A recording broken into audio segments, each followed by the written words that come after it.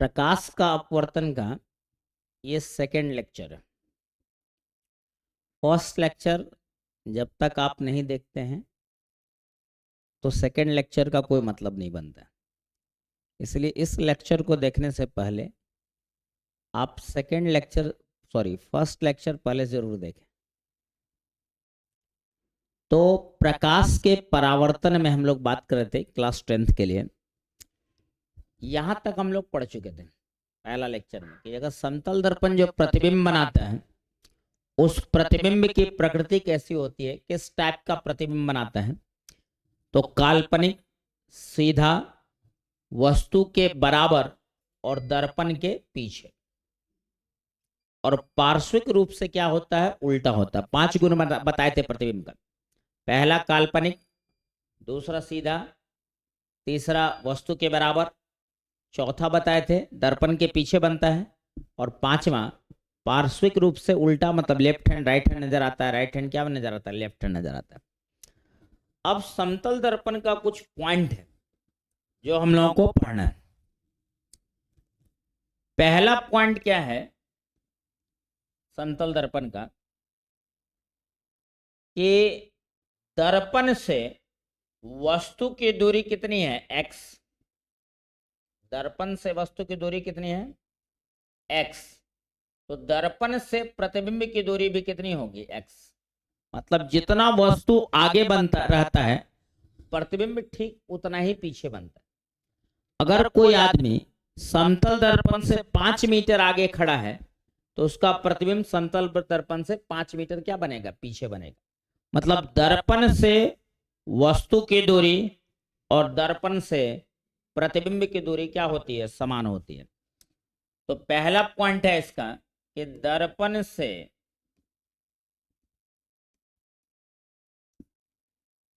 प्रतिबिंब की दूरी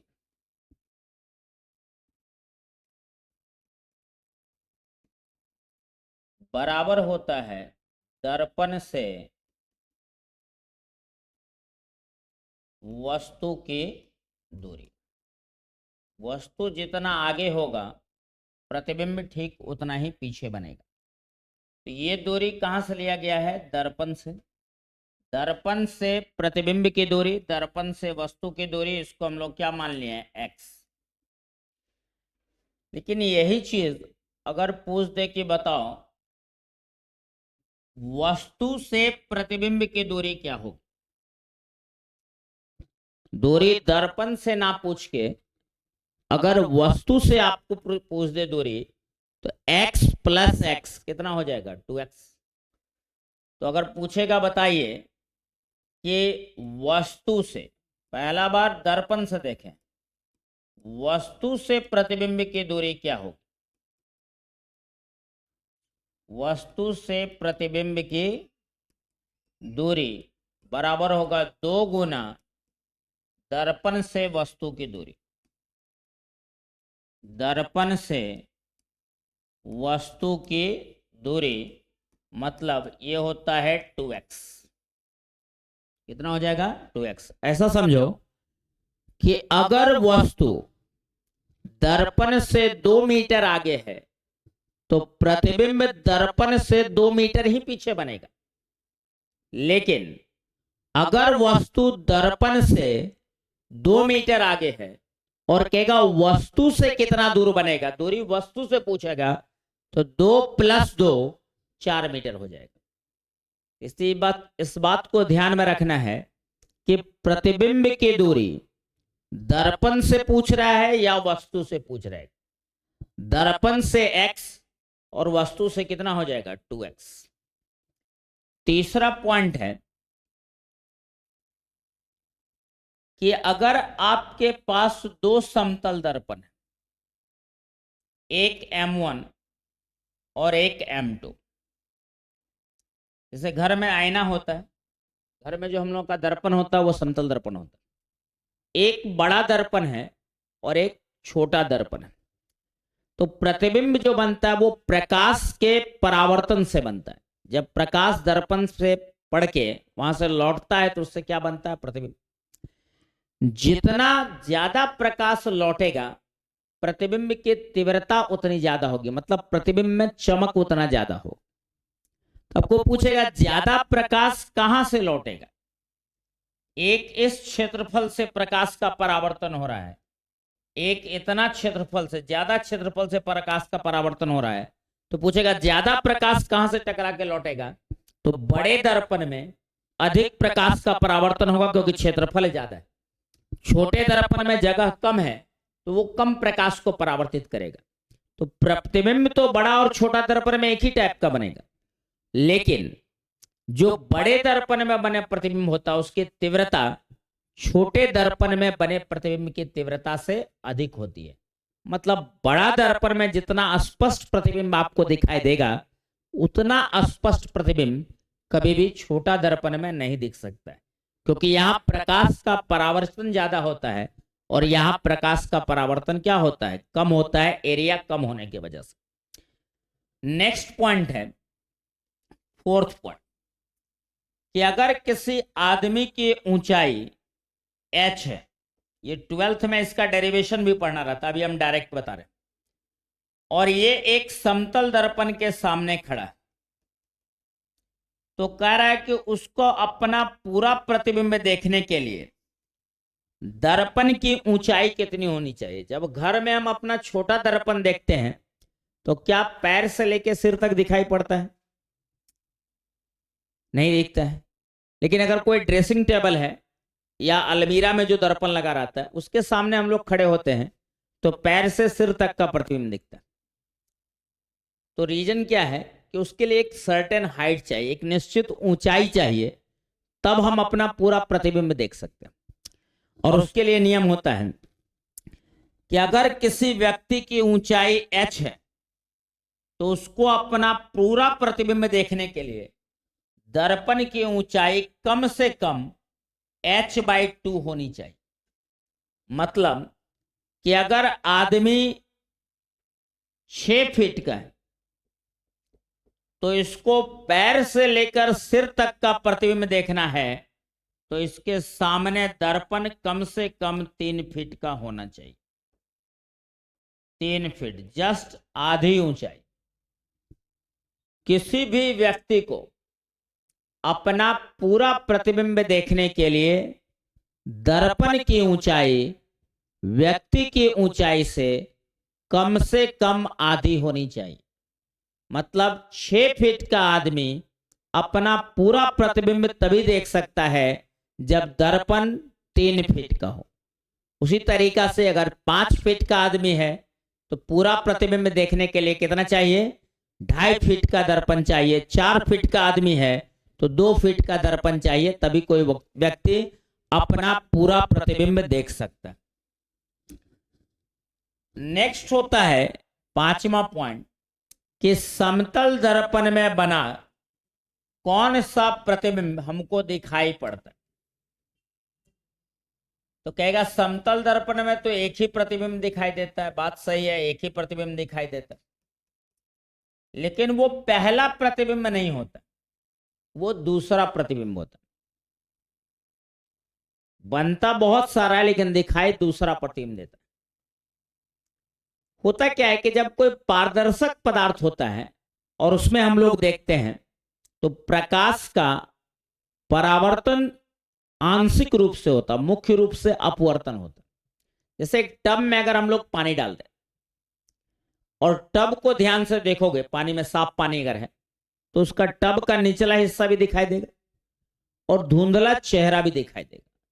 मतलब अपवर्तन के साथ साथ आंशिक रूप से क्या होता है, परावर्तन होता। लेकिन पारदर्शक है तो ज्यादा प्रकाश का अपवर्तन होगा, कम प्रकाश का क्या होगा, परावर्तन होगा। तो कोई भी आईना देखोगे, जो दर्पण होता है घर में समतल दर्पण, वो कांच का बना होता है और उसमें कुछ मोटाई होती है, तो ये मोटाई है दर्पण की। तो जब प्रकाश दर्पण पे पड़ता है तो ऊपरी सतह पारदर्शक है, रंगा हुआ भाग नीचे वाला। तो पारदर्शक माध्यम में बहुत कम मात्रा में प्रकाश लौटता है, परावर्तित होता है, लेकिन कम मात्रा। अत्यधिक मात्रा में प्रकाश का क्या होता है? अपवर्तन। पारदर्शक है तो ज्यादा प्रकाश पार कर जाएगा, कम प्रकाश लौट जाएगा। लेकिन ये पहला बार हुआ जो आंशिक हुआ, लेकिन जहां रंगीन है वहां तो प्रकाश पार नहीं कर सकता। तो यहां से जो परावर्तन होता है वो अधिकतम प्रकाश का परावर्तन होता है, और यहां से जो प्रकाश निकलेगा उसमें प्रकाश की मात्रा अधिक होगी। तो इसीलिए कहते हैं कि दूसरे अपवर्तन परावर्तन से बना प्रतिबिंब अधिक चमकीला होता है। मतलब हम लोग जो दर्पण के सामने खड़े होते हैं तो प्रतिबिंब पहला सतह से जो परावर्तन हुआ उसके कारण भी दिखता है, और अंदर वाले सतह से जो परावर्तन हुआ उसके कारण भी दिखता है। लेकिन इसमें प्रकाश की मात्रा इतनी कम होती कि वो हम लोग को नजर नहीं आता। बनता दोनों में, दिखता नहीं है, बनता दोनों में। दिखाई केवल कौन सा पड़ता है? जो निचला सतह से परावर्तन, जहां से ज्यादा प्रकाश लौटेगा वही वाला प्रतिबिंब दिखाई देता है। इससे कहा जाता है कि समतल दर्पण में बना दूसरा प्रतिबिंब अधिक चमकीला होता है या उसकी तीव्रता अधिक होती है। अगला पॉइंट है 6 नंबर, कि अगर एक समतल दर्पण को थीटा कोण से घुमा दिया जाए, ध्यान से समझना डायग्राम को, थोड़ा सा बहुत इंपॉर्टेंट डायग्राम है। एक समतल दर्पण है, ये डायग्राम बहुत इंपॉर्टेंट है। इस पे प्रकाश का परावर्तन हो रहा है। प्रकाश का क्या हो रहा है? परावर्तन। ये आपतित किरण,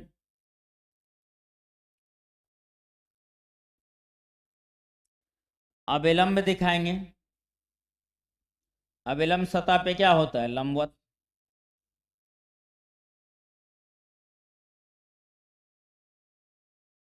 डॉटेड लाइन से दिखाते हैं, ये अभिलंब है जिसको एन लिखते हैं।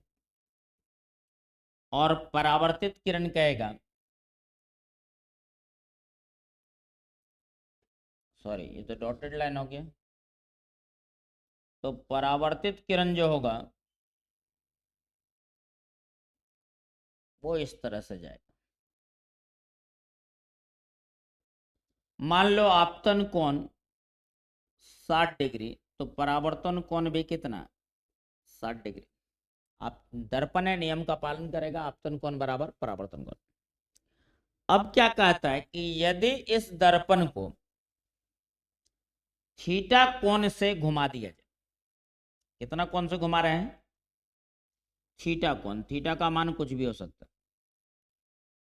अगर इस दर्पण को थीटा कोण से हम घुमा दें, ये दर्पण है, मान लो इसको हम 5 डिग्री से घुमा देते हैं। कितना डिग्री? 5 डिग्री से। तो अगर दर्पण को हम 5 डिग्री से घुमाएंगे, ये दर्पण है, ध्यान समझना, ये अभिलंब होता है।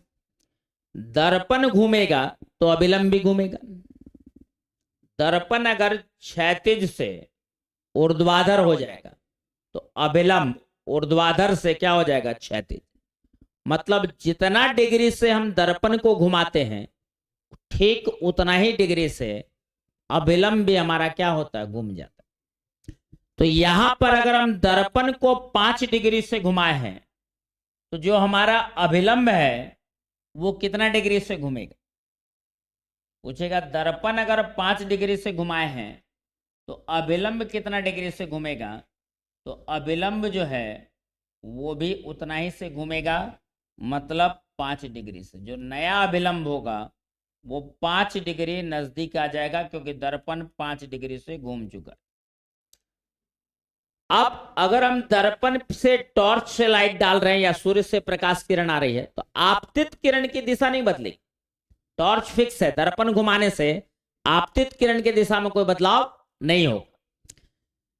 लेकिन आपतन कोण बदल जाएगा क्योंकि अभिलंब घूम गया। तो अगर ये 5 डिग्री नजदीक आ जाता है तो जो नया आपतन कोण होगा वो हो जाएगा कितना? पहले 60 था, अब 55 डिग्री हो जाएगा। और आपतन कोण 55 डिग्री नए अभिलंब के साथ, तो परावर्तन के नियम से परावर्तन कोण भी कितना होगा? 55 डिग्री होगा। तो नया परावर्तन कोण, परावर्तित किरण पूछेगा कितना कोण पर जाएगा, तो हम कहेंगे ये भी कितना डिग्री पर जाएगा? 55 डिग्री पर जाएगा नए अभिलंब के साथ। अब ध्यान से समझ, ये 55 तो ये भी 55, ये 5 है तो ये वाला हो जाएगा कितना? 50। पुराना अभिलंब के साथ 50 डिग्री। पहले कितना बन रहा था? 60। अभी 50 डिग्री बन रहा है। पहले परावर्तित किरण 60 डिग्री बना रहा था, तो पहले 60 था, अभी 50, मतलब ये परावर्तित किरण कितना से घूम गया? 10 डिग्री से। दर्पण 5 डिग्री से, परावर्तित किरण 10 डिग्री से, मतलब दर्पण अगर थीटा से घूमेगा, परावर्तित किरण कितना से घूम जाएगा? 2 थीटा से घूम जाएगा। जब किसी समतल दर्पण को थीटा कोण से घुमाया जाता है तो अभिलंब थीटा कोण से ही घूमता है, लेकिन आपतित किरण की दिशा पर कोई प्रभाव नहीं पड़ता है, लेकिन आपतन कोण का मान बदल जाता है क्योंकि अभिलंब नजदीक आ गया। और उस वजह से परावर्तित किरण अपने मूल स्थिति से घूम जाता है।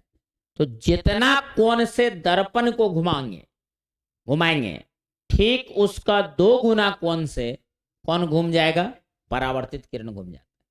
बचपन में आप लोग देखते होंगे भैया, बहुत सारा बच्चा करता है कि दर्पण ले लेता है, सूर्य के प्रकाश को किसी किसी के चेहरा पर डालते रहता है। वो इसी सिद्धांत पे काम करता है। वो दर्पण घुमाता है, आपतित किरण तो नहीं बदलेगा, अभिलंब बदलेगा, और अभिलंब बदलने से परावर्तित किरण घूम जाता है। तो जब किसी समतल दर्पण को थीटा कोण से घुमाया जाता है तो अभिलंब भी थीटा कोण से घूमता है, लेकिन परावर्तित किरण 2 थीटा कोण से घूम जाता है। अगला पॉइंट है विचलन कोण। समतल दर्पण का विचलन कोण।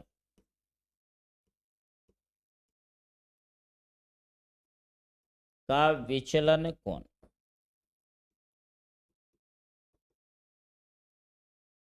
विचलन समझते हो कि जो अपने मूल स्थिति से रास्ता भटक गया, जितना रास्ता बदल गया वही क्या कहलाता है? विचलन कोण। तो फिर हम लोग देखते हैं विचलन कोण के लिए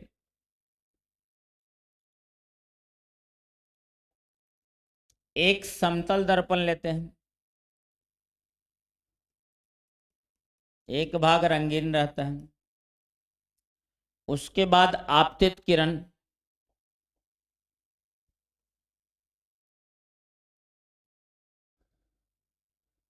तीर लगाएंगे इधर। अगर दर्पण नहीं होता तो प्रकाश किरण हमेशा सीधी रेखा में गमन करती है। दर्पण नहीं होता तो यही क्या होता? आगे बढ़ जाता। कैसे आगे बढ़ता? तो दर्पण के पीछे तो प्रकाश जाता नहीं है, तो हम डॉटेड लाइन से दिखाते हैं, डॉट डॉट करके, कि अगर दर्पण नहीं होता तो ये इस तरीका से आगे की ओर निकल जाता। दर्पण आने के वजह से क्या हुआ? दर्पण आने के कारण सबसे पहले यहां पर क्या डालेंगे? अभिलंब। ये हो जाएगा आपतन कोण, मान लो थीटा। तो परावर्तित किरण कितना कोण पे जाएगा?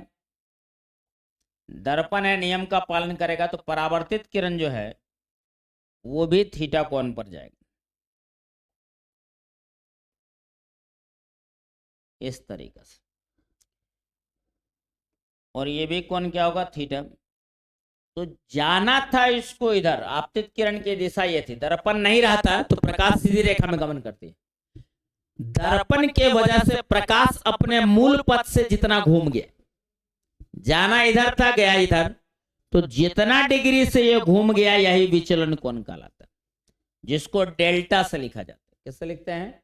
डेल्टा से। मतलब आपतित किरण की दिशा और परावर्तित किरण की दिशा के बीच बनने वाले कोण को विचलन कोण कहा जाता है।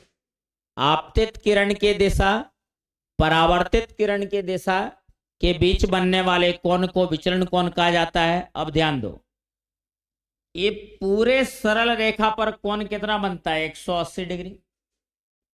तो theta plus theta 2 theta plus delta बराबर 180। तो 2 थीटा बराबर डेल्टा निकालना, विचलन कोण।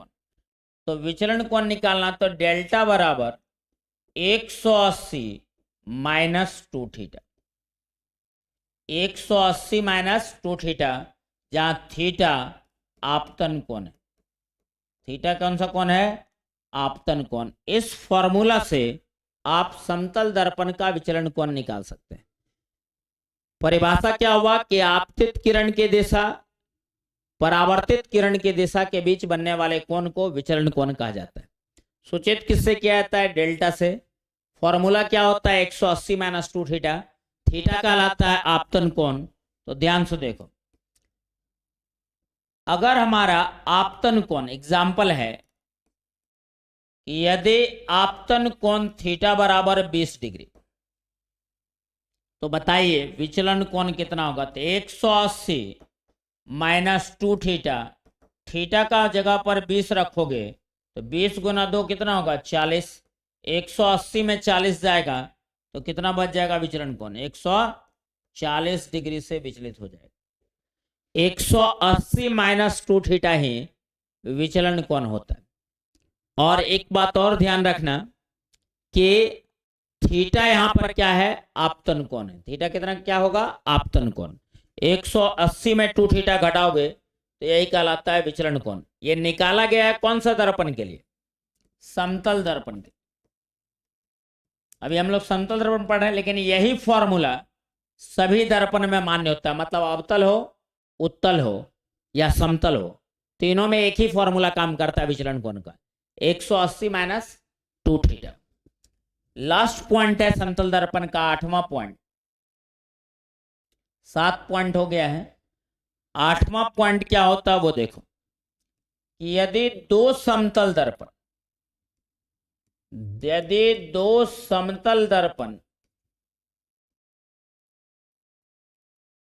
के बीच का कोण थीटा हो, तो प्रतिबिंब की संख्या ज्ञात करने के लिए प्रतिबिंब की संख्या ज्ञात करने के लिए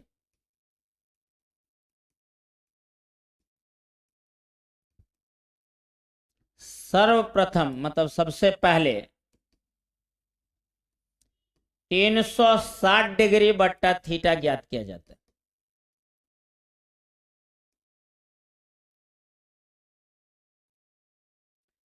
तीन 360 डिग्री बट्टा थीटा। पहले बात समझो कि दो समतल दर्पण है। कितना दर्पण है? दो समतल दर्पण। ये पहला दर्पण है और ये दूसरा दर्पण। दोनों के बीच का कोण थीटा है। एक दर्पण ने, इस बार दो दर्पण है। एक तरफ रंगा हुआ रहता है, ये पहला दर्पण, ये दूसरा दर्पण, दोनों के बीच का कोण कितना है? थीटा। अब इसके दोनों दर्पण के बीच किसी जगह पर एक वस्तु है, ओ ऑब्जेक्ट होता है, जिसको वस्तु बोलते हैं। दो समतल दर्पण थीटा कोण पे है, बीच में एक वस्तु रखा हुआ है ओ। कहेगा बताओ कुल कितना प्रतिबिंब दिखाई देगा? अगर हम इस बीच में खड़े हो जाए, देखा होगा किसी पार्लर में, सैलून में चले जाओ, अगर दोनों दीवार पे दर्पण लगा हुआ, बीच में खड़े हो जाओ, गिन नहीं सकते इतना प्रतिबिंब दिखाई देगा, अनंत प्रतिबिंब बनता। तो वहां तो समानांतर होता है दर्पण, लेकिन यहां पे कोई भी कोण 30, 40, 50, 60 डिग्री कुछ भी कोण हो सकता है। अगर दो समतल दर्पण थीटा कोण पर है, कहेगा और इस बीच में हम खड़े हो जाएं तो कितना प्रतिबिंब दिखाई देगा?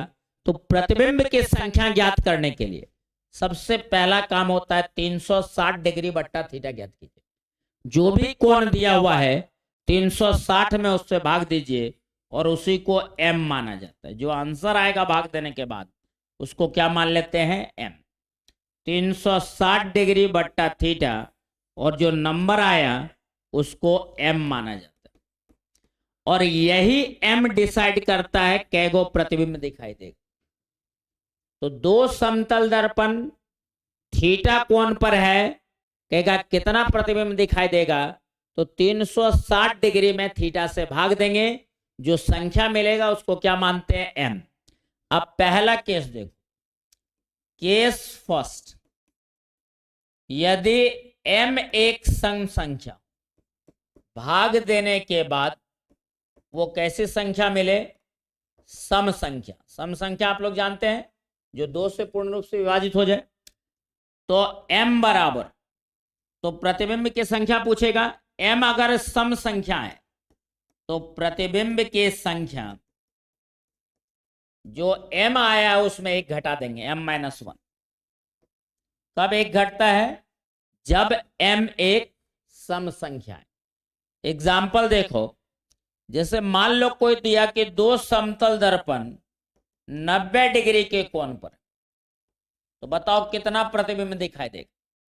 तो m बराबर 360 बट्टा थीटा, मतलब 360/90, तो 4 आएगा। 4 कौन संख्या है, सम संख्या या विषम संख्या। 360 में 90 डिग्री से भाग दिए, 4 आया, 4 सम संख्या। और क्या बताए, सम संख्या आने पर एक घटाया जाता है, तो प्रतिबिंब की संख्या पूछेगा, m-1, मतलब 4 में एक घटाओ, आंसर आएगा 3। तो कितना प्रतिबिंब दिखाई देगा, 3 प्रतिबिंब। यदि दो समतल दर्पण थीटा कोण पर हो तो प्रतिबिंब की संख्या निकालने के लिए सबसे पहले 360 डिग्री बट्टा थीटा निकाला जाता है। यदि उसी को हम लोग m मान लेते हैं, m अगर सम संख्या है तो प्रतिबिंब की संख्या में एक माइनस कर देना है। जैसे थीटा 90 डिग्री, तो 360/90 4 आएगा। 4 एक सम संख्या है, प्रतिबिंब संख्या कितनी प्रतिबिंब दिखाई देगी, 3 प्रतिबिंब। दूसरा केस कि मान लो m सम संख्या ना आके m विषम संख्या आ जाए। m हमारा क्या है, 360 डिग्री बट्टा थीटा। केस सेकंड है, यदि m एक विषम संख्या है, सम संख्या आने पर एक घटता है, m-1, लेकिन अगर विषम संख्या आया तो प्रतिबिंब की संख्या वही रह जाती है, तब एक नहीं घटाना। तो प्रतिबिंब की संख्या कितनी होगी, m ही रहेगी। एक केवल कब घटाया जाता है, जब सम संख्या है। m अगर विषम संख्या आएगा तो प्रतिबिंब की संख्या वही रहेगी। एग्जाम्पल देखो, जैसे मान लो थीटा बराबर है 72 डिग्री, वहां 90 लिए थे, यहां 72। m बराबर कितना होगा, 360/72। 36 से काटो तो 10 बार में, और ये 2 बार में, ये 5 बार में कटेगा, तो m बराबर 5 आया। 5 कौन सा संख्या है, सम संख्या या विषम संख्या, विषम संख्या है। तो अगर m विषम संख्या है तो पूछेगा कितना प्रतिबिंब दिखाई देगा, तो बताए वही रह जाएगा, तब एक नहीं घटता है। तो प्रतिबिंब की संख्या m ही रहती है, और m मतलब 5। कितना प्रतिबिंब दिखाई देगा, 5 प्रतिबिंब दिखाई देगा। सम संख्या आए तो एक घटा देना है, विषम संख्या आए तो वही जो m आया वही प्रतिबिंब की संख्या। m कैसे निकालना है, तो 360 डिग्री बट्टा थीटा से m निकालना है। अगला है लास्ट केस, कि जरूरी नहीं कि 360 डिग्री में किसी भी कोण से भाग देंगे तो वो कट ही जाएगा, कि सम संख्या या पूर्ण संख्या है, विषम संख्या है।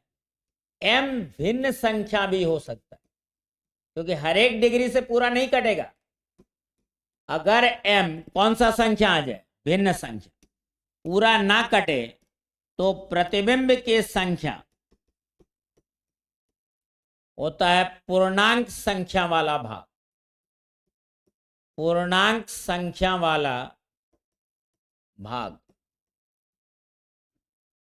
अगर m भिन्न संख्या है तो प्रतिबिंब की संख्या पूर्णांक संख्या वाला भाग होता। मान लो हम 360 डिग्री में थीटा से भाग दिए, थीटा का मान कुछ भी ऐसा कोण है जो पूरा नहीं कट रहा है, और ये 4.2 आ गया, भिन्न संख्या आया, दशमलव में बदले 4.2, तो दशमलव से पहले वाला जो अंक होता है यही प्रतिबिंब की संख्या होती है, इसी को बोलते हैं पूर्णांक संख्या वाला भाग।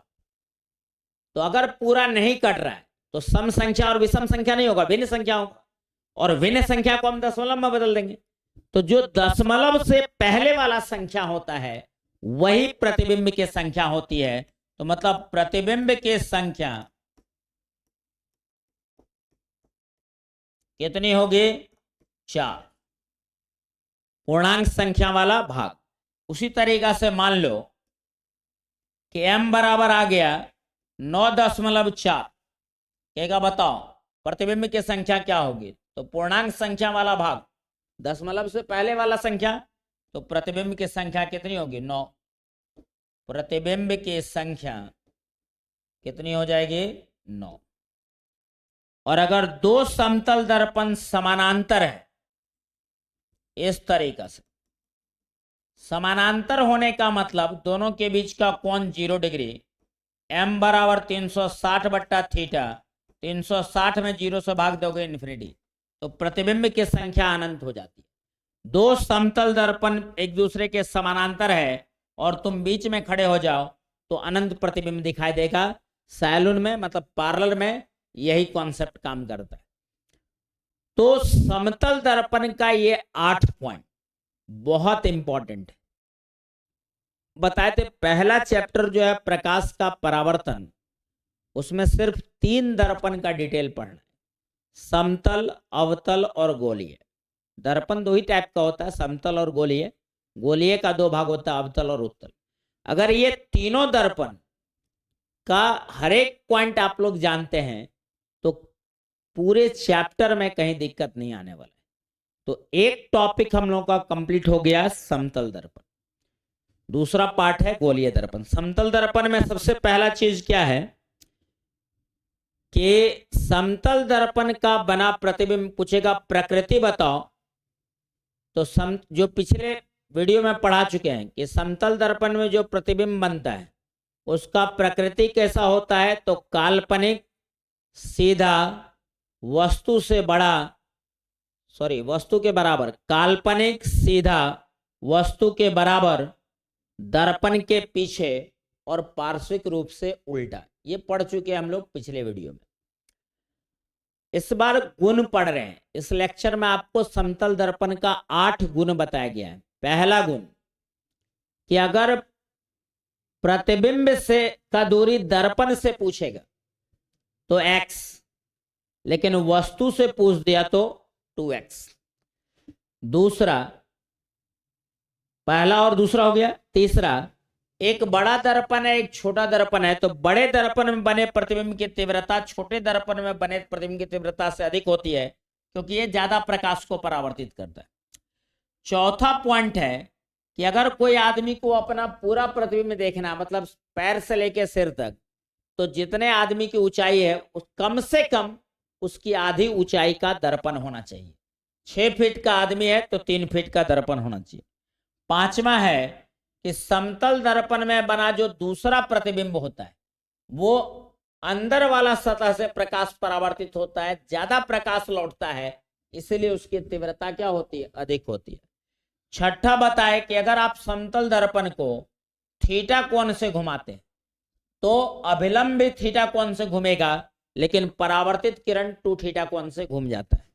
सातवां है विचलन कोण, कि आपतित किरण की दिशा और परावर्तित किरण की दिशा के बीच बनने वाले कोण को विचलन कोण कहा जाता है। आपतित किरण और परावर्तित किरण दिशा के बीच बनने वाले कोण को विचलन कोण डेल्टा से लिखते हैं। डेल्टा का फॉर्मूला होता है 180 माइनस 2 थीटा। थीटा आपतन कोण है। ये निकाला गया है समतल दर्पण के लिए, लेकिन ये अवतल उत्तल सभी प्रकार के दर्पण के लिए मान्य होता है। अगला है नेक्स्ट जो हम लोगों का कि अगर 2 समतल दर्पण के बीच का कोण कितना हो? थीटा। 2 समतल दर्पण के बीच का कोण थीटा हो, कहेगा बताओ कितना प्रतिबिंब बनेगा? तो सबसे पहला काम क्या निकालना है? 360 डिग्री बट्टा थीटा। और इस संख्या को m मान लेते हैं। 360 में थीटा से भाग दो, जो मिलेगा रिजल्ट उसको m मानते हैं, और इसी m पर निर्भर करता है कैगो प्रतिबिंब दिखाई देगा। m अगर सम संख्या तो प्रतिबिंब की संख्या एक घटा देना है, m-1। m अगर विषम संख्या तो प्रतिबिंब की संख्या वही रह जाती है, मतलब m। और m अगर भिन्न संख्या है तो पूर्णांक संख्या वाला भाग। और दो समतल दर्पण समानांतर होता है तो अनंत प्रतिबिंब दिखाई देता है।